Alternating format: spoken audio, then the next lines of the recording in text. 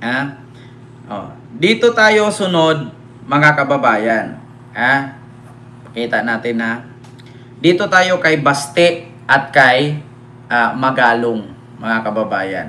Alam nyo ba, mga kababayan, si Baste at si Magalong, sabi ni Jesus Mercado, gusto mo adik presidente at magnanakaw? Alam nyo, yung salitang adik at magnanakaw, mabilis lang sabihin.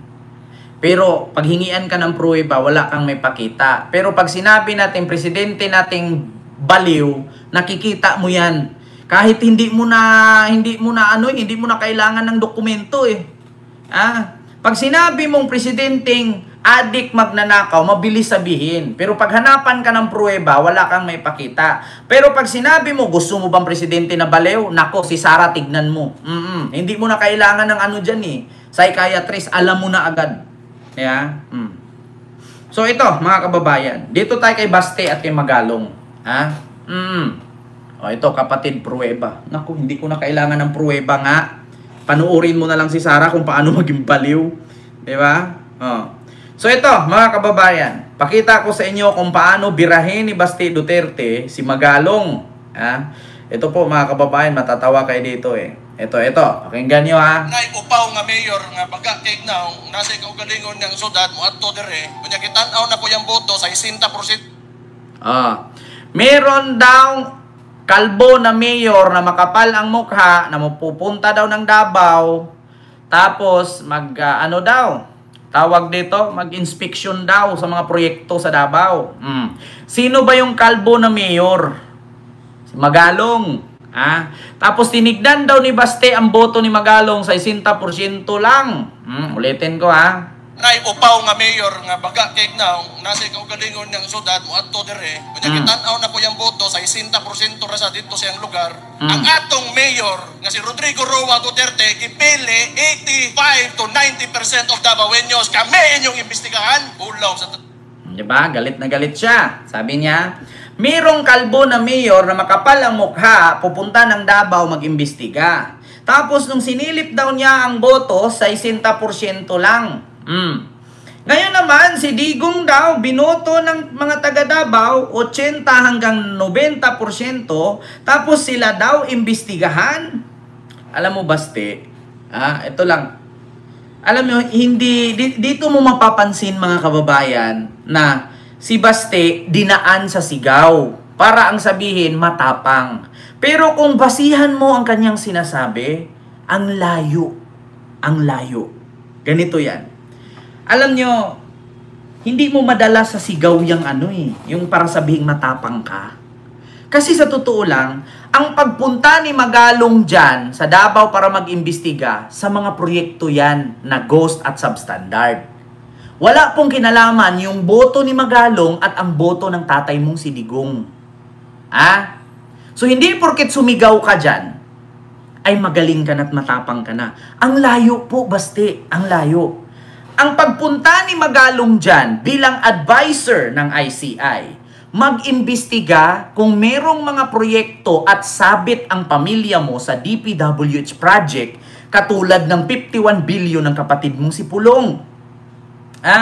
Wala pong kinalaman ang boto ni Magalong at ang boto ng tatay mo. Kasi ganito lang yan eh. Kung sa boto tayo magbasihan, sa boto ni Magalong versus boto ng tatay mo, ganito yan. Si Magalong kumuha ng botong 60%, si Digong kumuha ng 80 to 90%. Pero ang tanong, nasaan ba si Digong ngayon? Nakatulong ba ang boto niyang 90% para makauwi siya sa Pilipinas? Hindi! Nakatulong ba ang boto niyang 90% para palaguin ang ekonomiya ng Davao? Hindi, kasi nakakulong siya. Samantalang si Magalong nakatulong siya not only for his constituent and also his lalawigan, but also in entire country. Kasi mabubulgar niya yung mga kabulastugan ng mga kapwa niya politiko na magnanakaw. Diba? Yun ang totoo. Walang kinalaman ang 60% boto ni Magalong sa 90% boto ni Digong, kasi aanhin mo kung mahalin ka ng 100% dyan kung hindi naman nakakatulong sa kanya yung boto niya. 'Di ba? Kaya dito mga kababayan, dito mo makikita na ang tao kapag matapang dapat on topic. Hindi yung investigasyon, pumunta ka sa boto. Nilalait mo eh. Hindi po sagot, no? Ang panlalait. Dapat ang gawin mo, kung wala kayong tinatago dyan sa Davao, hamunin mo si Magalong. Pumunta ka, samahan kita. Kung may makita ka, mag-resign ako. Kung wala kang makita, mag-resign ka. Ganun dapat. Ang totoong tapat at mayabang, matapang. Yeah? Hindi yung sisilipin mo yung kanya eh. Kahit 60% yan, nanalo siya eh. Di ba? Kahit nga 40% yan, kung nanalo siya, wala siyang magawa. Buti nga si Magalong nagtrabaho, ikaw hindi. Ang tanging ginagawa mo lang, puro ka paninira, puna sa administrasyon. Di ba? Kung talagang wala kayong tinatago dyan, hamunin mo si Magalong. Pumunta ka ng Davao, i-check mo yung proyekto namin. Kung may makita ka, magritero ako. Kung wala kang makita, ikaw ang magritero. Ganon. Di ba? Diyos ko po. 60% na sa dito sa lugar. Ang atong mayor, nga si Rodrigo Roa Duterte, gipili 85 to 90% of Davaoenos. Kami inyong imbestigahan. Ulaw sa tas pagkaupaw. Walang kinalaman yung pagpili kay Digong ng 80%. Ang Pilipinas nga noon, binoto siyang presidente at nanalo siya, pero kita mo naman ngayon kabulastugan ang ginawa niya. Di ba? Hindi basihan dyan. Baste. Hindi basihan ang boto ng 80% dyan sa lalawigan ninyo or sa syudad ninyo. Kasi kahit binoto ka ng 100%, kung magnakaw ka, walang magnanakaw na nagsasabi. Baste. Ikaw, tanungin kita, magnakaw ka, sasabihin mo sa mga bumoto sa'yo, nagnakaw ka, sa tingin mo iboboto ka pa ulit? Walang magnanakaw na nagsasabi, baste. Tignan mo, naging presidente nga siya, anong nangyari sa bansa ngayon? Halos lahat ng korupsyon nagmula sa administrasyon ng tatay mo. O di ba binoto din siya ng 16 million ka Pilipino? Di ba nanalo siya ng for almost 6 years siyang nakaupo? Sa loob ng 6 na taon, wala tayong nakitang mali kasi magaling siya. Pero nung bumaba siya ngayon, lahat ng kabulastugan at katiwalian galing sa administrasyon niya. Kita nyo yan? Hindi basihan dyan nga porket binoto ka ng 80 at 90% ay wala ka nang ginawang katiwalian. Nung naging presidente nga siya, wala tayong nakita. Pero nung pagbaba niya, ang dami pala. Di ba? Ganun yun. Hindi, ganito yan eh. Ganito yung kwento niyan. Sa madaling salita, baka sabihin ng mga tao, Kent, hindi namin naintindihan yung sinabi ni Baste. Ganito yan. Hindi porket nagsuot ka ng bota ay hindi ka mababasa. Hindi porket ang bota mo ay hanggang hita, hindi ka mababasa. Ganito yan mga kababayan. Ang bota niya hanggang hita, pero ang tubig hanggang dibdib, nababasa pa rin. Useless pa rin ang bota. Diba? Ganun yun. Hindi po basihan ang dami ng bumoto sa kanya. Kung may ginawa siyang katiwalian or wala, hindi po na nagbibi sa boto yan. Diba? Sa totoo lang, kapag inaprubahan ni PBBM ang anti-political dynasty law, wala ka nang sisigaw-sigaw dyan sa stage. Diba? Ulitin ko po mga kababayan. Ipagpatuloy natin itong kay Magalong at kay Baste. Sa mga hindi po nakakaalam, Kent, ipaliwanag mo nga sa amin kung anong ibig sabihin ng anti-political dynasty law. Ganito yan. Kanina kasi mga kababayan, mayroon kasing isang supporter si Digong na nag-comment si Tio Moreno. Ang sabi niya sa mga kakamping, anti-dynasty daw ang sigaw ni Catriona. Nakita niyo si Catriona kanina umakyat sa stage. Sana daw aprubahan ang anti-dynasty law. Pero ang sabi ni Tio Moreno, sigaw kayo ng sigaw ng anti-dynasty law. Pero pinopromote nyo si Bam Aquino. Saan ba daw galing si Bam Aquino? Di ba sa pamilyang Aquino, naging presidente, naging senador, naging presidente? Hindi po porket galing ka sa angkang politiko, ay anti-dynasty law na ang tawag dun. O produkto ka ng dynasty. Political dynasty. Hindi po porket ang tatay mo presidente, nanay mo presidente, ay political dynasty ka na. Hindi po. Ganito po ang ibig sabihin ng political dynasty.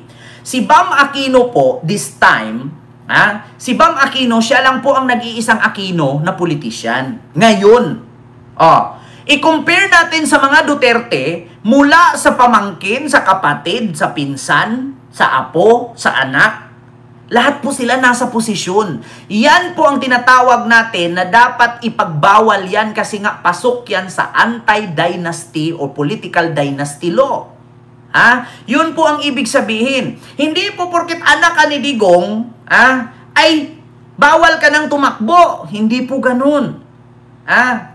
Ang patunay doon na pasok ka sa political dynasty law or anti-political dynasty law, yung halos lahat kayong magkakapatid nasa posisyon ngayon. Kita mo, si Sara Vice President, si Pulong kongresista, yung anak congressman, yung anak mayor o vice mayor, tapos yung kapatid mayor, tapos yung pamangkin pa.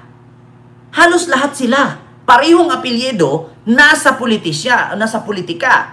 Yun ay pasok po yan sa anti-political dynasty law. Pero kung i-compare mo si Bam Aquino, sa buong pamilyang Aquino, isa lang po ang nasa Senado, si Bam lang. So hindi siya pasok. Pero kung dynasty o political dynasty ang pag-usapan, pasok siya. Kasi anak siya ng presidente at pamangkin siya ng presidente at anak din siya ng senador. Di ba? Kung ngayon pagbabasihan mo, kung ang batas ng political dynasty law ay naaprubahan, tanggal lahat yan. Isa lang sa mga Duterte ang matitira. Di ba? Kaya Tiyo Moreno, sana nung kinantot ng tatay mo yung nanay mo, sana nag-condom siya para hindi ka maiputok sa poke ng nanay mo. Kasi nga, tignan mo, nung hindi nag-condom ang tatay mo, nagkalat ka ng kabubuhan. Di ba? Kita mo? Diyos ko po. Hindi porket tatay mo presidente, nanay mo presidente, ay political dynasty law, hindi ka na pwedeng umupo. Tanga. Ang ibig sabihin noon na bawal ang umupo yung pagkaparehong apelyido sa iba't ibang posisyon, sabay-sabay. Yun ang pinagbabawal. Pero hindi pinagbabawal kung si Sara lang naman tatakbo, lahat ng kapatid niya hindi, pasok siya. Ganon yon. Alos ngayon lahat sila magkakapatid may pwesto. Yun ang pinagbabawal. Di ba? Kita mo? Kaya kayo mga DDS, sana yung pinagkakantot ng tatay nyo, yung nanay nyo, dapat nag-condom siya. Bakit? Kasi wala siyang condom, kaya kayo na iputok sa puki ng nanay nyo. Kaya yun, nagkakalat kayo ng kabubuhan, di ba? Yun po yun, mga kababayan. Ay padulngan, abante ra, walay atas dire, pero ayaw tos bini abante, kaya wato yung pulos. Di ba? Pero tanaw despite the adversity nga atong ginaatubang ani ato ang takbayan, sige tagpalisuran tanawa na ay sa ba no utong ICI nila nga investigative body daw kuno nga moadto dire nga nay upaw nga mayor nga baga kay na nasa ikaw galingon ng syudad moadto dire unya kitan-aw na ko yang boto sa 60% ra sa dito sa iyang lugar baga kisag na para mag-imbestiga kuno dire ang atong mayor kasi Rodrigo Roa Duterte gipili 85 to 90% of Davaoeños kami inyong imbestigahan. Anong kinalaman nun? Ulaw sa tas magkaupaw. Anong koneksyon nun? Daghang mga department heads mga iguan Marami daw mga department heads matatamaan. Bakit? 'Di ba? Yun lang tanong ko, Mayor Baste. Walang kinalaman yung boto ng tatay mo at boto ni Magalong. Ang importante dyan, kung pumunta si Magalong dyan at wala kayong nasilip or hindi kayo masilipan ng katiwalian, walang problema. Pero kung pumunta si Magalong dyan at nasilipan kayo, yun ang may problema. Bakit kung pupunta si Magalong sa Davao at mag-imbestiga, anong problema? May tinatago ka ba? Di ba? May tinatago ba kayo? Bakit kayo nagagalit? Dapat hindi kayo magalit. Dapat matuwa kayo. Kasi bakit napopromote yung lugar ninyo kahit amoy tae? Di ba? Alam nyo ba kung bakit ko tinawag amoy tae? Try mo magdala ng durian sa aeroplano. Di ba pinagbabawal? Diyos ko. Ganon yun. Hindi naman kinalaman yung boto dun eh. Huwag kayo matakot kung wala kayong tinatago. Kung may tinatago kayo, hala sige. Matakot kahit magalit kayo. 'Di ba?